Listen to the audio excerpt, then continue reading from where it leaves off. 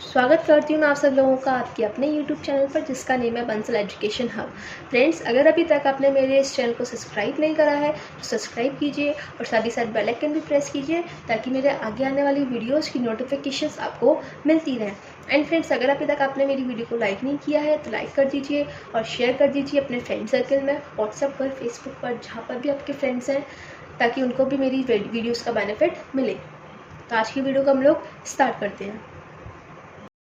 So friends, last video में हम लोगों ने FW टेलर के साइंटिफिक प्रिंसिपल्स के बारे में पढ़ा था, जिसमें हम लोगों ने 4 प्रिंसिपल डिस्कस किए थे, जो कि थे हमारे science not rule of thumb, दूसरा था हमारा हार्मनी नॉट डिस्कॉर्ड, तीसरा था कॉपरेशन नॉट इंडिविजुअल और चौथा था हमारा developments of workers to their greatest efficiency and prosperity.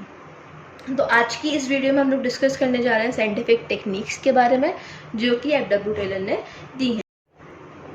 FW Taylor ने हमें 5 साइंटिफिक टेक्निक्स दी है। पहली टेक्निक है हमारी फंक्शनल फोरमैनशिप, जो कि हम लोग आज की वीडियो में कवर करेंगे। दूसरी टेक्निक है हमारी standardisation and simplification of work. Third technique है हमारी वर्क स्टडी। फोर्थ टेक्निक जो FW टेलर ने दी है वो है differential piece based system. And last technique है वो है मेंटल रिवॉल्यूशन। तो आज जो हम लोग टेक्निक पढ़ने जा रहे हैं वो है फंक्शनल फोरमैनशिप की। आज हम लोग इस पूरी टेक्निक को डिस्कस करेंगे। तो फ्रेंड्स, ये टेक्निक बहुत ज़्यादा इंपॉर्टेंट है, केस स्टडीज़ के तौर पर अक्सर पूछी जाती है, बहुत सी केस स्टडीज़ इसी के ऊपर आती हैं। तो इस वीडियो को एंड तक ज़रूर देखिएगा और साथ ही साथ अगर अभी तक आपने मेरी इस वीडियो को लाइक नहीं करा है तो लाइक कर दीजिए और शेयर कर दीजिए अपने फ्रेंड सर्कल में, ताकि उनको भी इस वीडियो का बेनिफिट मिले। और सब्सक्राइब करना मत भूलिएगा। तो देखिए, हम लोग पढ़ने जा रहे हैं फंक्शनल फोरमैनशिप के बारे में। इस टेक्निक में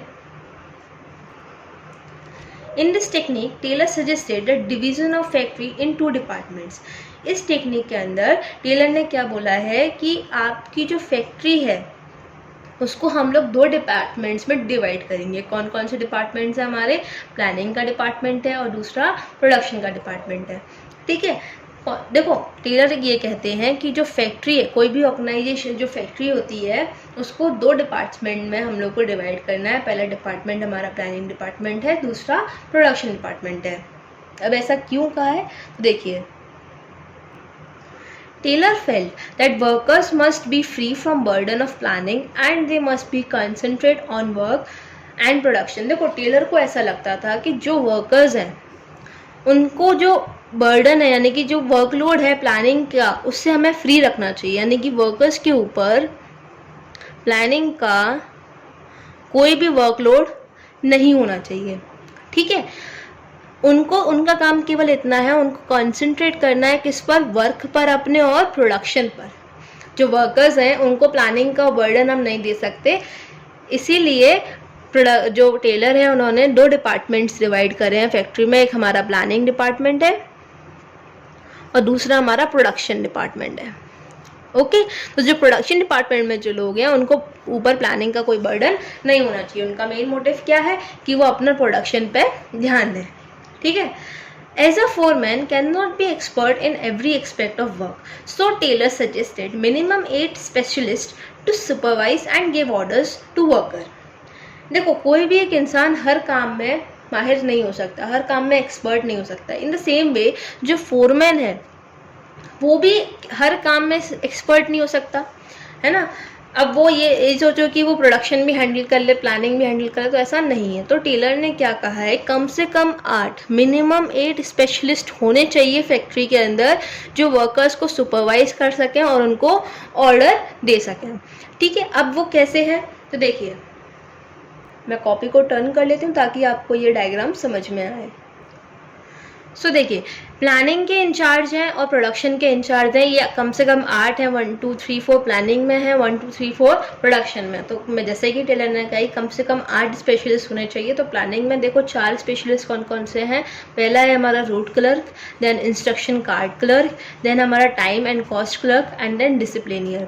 ये किस में आते हैं? प्लानिंग में आते हैं। फ्रेंड्स, ये याद रखने वाली बात है, क्योंकि कभी कभार 1-1 नंबर के क्वेश्चन पूछ लिए जाते हैं, वाइवा में भी पूछ लिया जाता है। तो ये ध्यान रखिए कि ये जो लोग हैं किस डिपार्टमेंट में आते हैं? देखो, root clerk, instruction card clerk, time and cost clerk और डिसिप्लिनियर, ये आते हैं प्लानिंग डिपार्टमेंट में, यानी कि प्लानिंग के इंचार्ज होते हैं।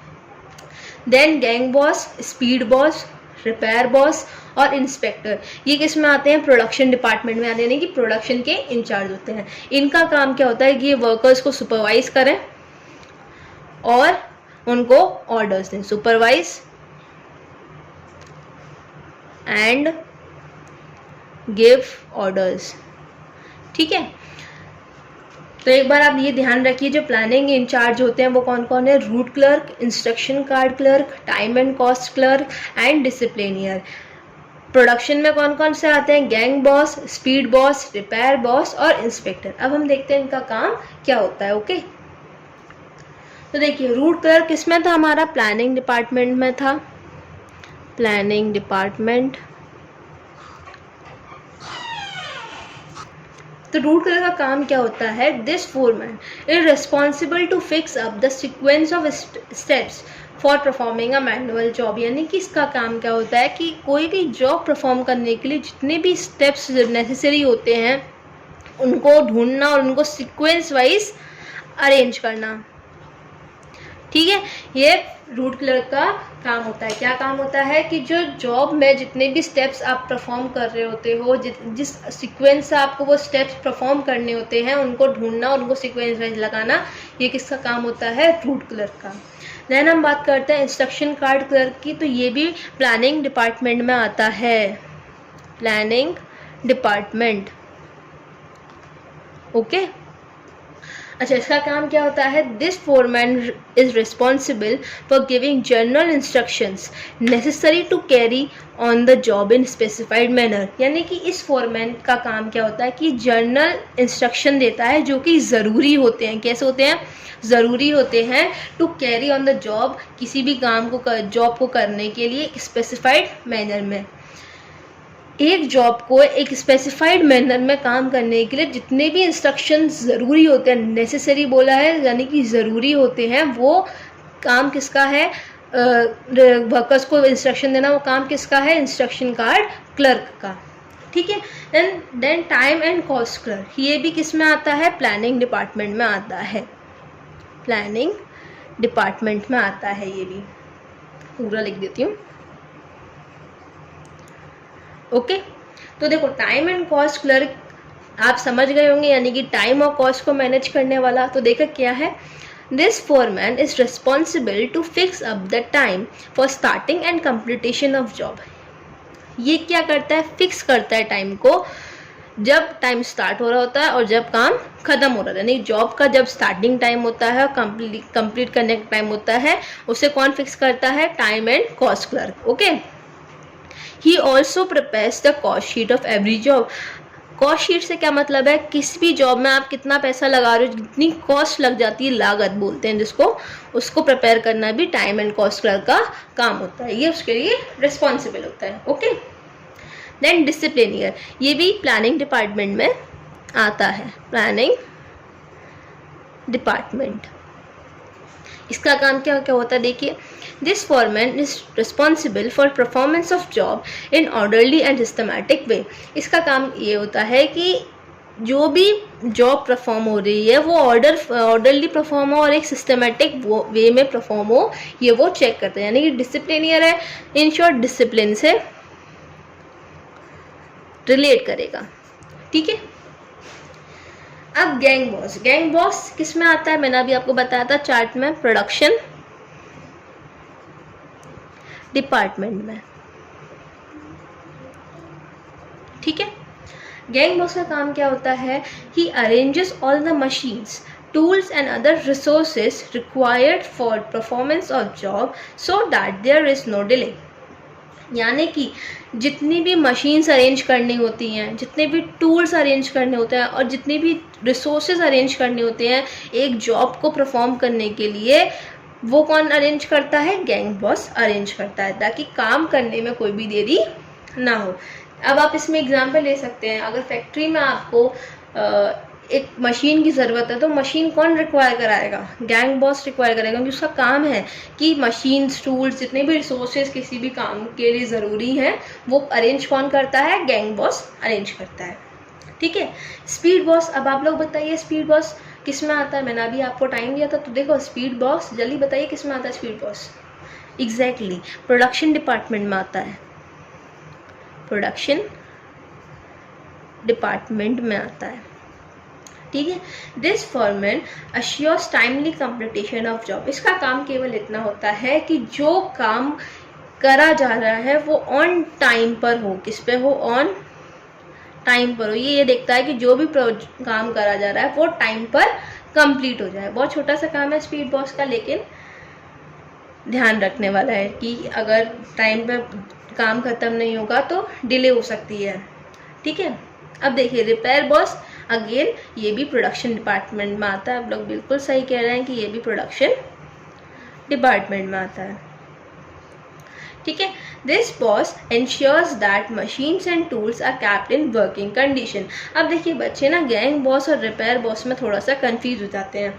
गैंग बॉस जो है वो मशीन्स को अरेंज करता है, लेकिन जो रिपेयर बॉस है वो मशीन्स और टूल्स को वर्किंग कंडीशन में रखता है। यानी कि अगर कोई मशीन ख़राब हो गई है तो उसे रिपेयर करने का काम रिपेयर बॉस का होता है। लिखा है मशीन्स और टूल्स इन वर्किंग कंडीशन। जितनी भी मशीन्स एंड टूल्स है एक फैक्ट्री के अंदर वो किस में होनी चाहिए? वर्किंग कंडीशन में होनी चाहिए। तो कंफ्यूज मत होइए, गैंग बॉस का काम क्या होता है कि ये मशीन्स को अरेंज करता है।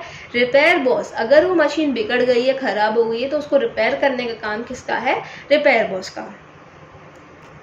अब देखिए इंस्पेक्टर, बिल्कुल सही, आप लोग सही कह रहे हैं, ये भी किस में आता है? प्रोडक्शन डिपार्टमेंट में। ठीक है। This boss checks on quality control of the output. यानी कि जो आउटपुट निकल के आ रहा है उसकी क्वालिटी को कंट्रोल करना, यानी कि उसकी क्वालिटी को चेक करना, ये इंस्पेक्टर का काम होता है। तो फ्रेंड्स आज के लिए इतना ही। मैंने आपको आज एक टेक्निक समझाई है, साइंटिफिक टेक्निक समझाई है, जो कि हमारी फंक्शनल फोरमैनशिप। तो एक छोटा सा रिकैप लेते हैं। इसमें टेलर ने फैक्ट्री को 2 डिपार्टमेंट में डिवाइड करा है। एक हमारा प्लानिंग डिपार्टमेंट हो जाता है, एक प्रोडक्शन डिपार्टमेंट हो जाता है। क्योंकि टेलर को ऐसा लगता था कि जो वर्कर्स हैं, जो प्रोडक्शन डिपार्टमेंट में जो वर्कर्स हैं, उनको प्लानिंग के बर्डन से हमें फ्री रखना चाहिए, इसलिए उन्होंने इन 2 डिपार्टमेंट्स को अलग अलग करा है। साथ ही साथ टेलर ने ये भी कहा है कि जो फोरमैन्स हैं उनको कम से कम 8 स्पेशलिस्ट होने चाहिए एक फैक्ट्री के अंदर, क्योंकि एक फोरमैन जो है वो सब वर्क हैंडल नहीं कर सकता। इसलिए एक फैक्ट्री के अंदर कम से कम 8 फोरमैन होने चाहिए। तो हम लोगों ने अभी डिस्कस करे थे प्लानिंग इंचार्ज में फोरमैन कौन कौन है? Route clerk, instruction card clerk, time and cost clerk and disciplinarian. वहीं प्रोडक्शन डिपार्टमेंट में इंचार्ज कौन कौन रहता है? Gang boss, speed boss, repair boss and inspector. Friends आप इसे ऐसे भी याद रख लीजिए, जहाँ पर बॉस लग जाए वो कहाँ पर आ रहा है? प्रोडक्शन डिपार्टमेंट में। बस आपको इंस्पेक्टर का थोड़ा याद रखना पड़ेगा, बिकॉज ये क्वेश्चन वाइवा में पूछ लेते हैं टीचर्स कि प्रोडक्शन इंचार्ज कौन कौन है और प्लानिंग इंचार्ज कौन कौन होता है।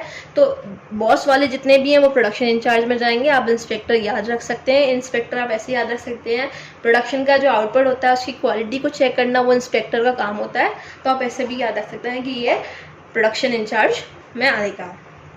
देन प्लानिंग में जितने भी क्लर्क हैं वो सारे प्लानिंग इंचार्ज में आ जाते हैं। डिसिप्लिनियर आपको याद रखना पड़ेगा। तो ये है फ्रेंड्स हमारा आज की टेक्निक, जो कि फंक्शनल फोरमैनशिप। अगर आपको इस पूरी वीडियो में कोई भी डाउट है तो आप लोग मुझसे कमेंट करके पूछ सकते हैं, मैं आपका डाउट क्लियर करूँगी। And friends please keep supporting me, मेरे चैनल को सब्सक्राइब कीजिए और मेरी वीडियोज़ को लाइक और शेयर कीजिए। Thank you.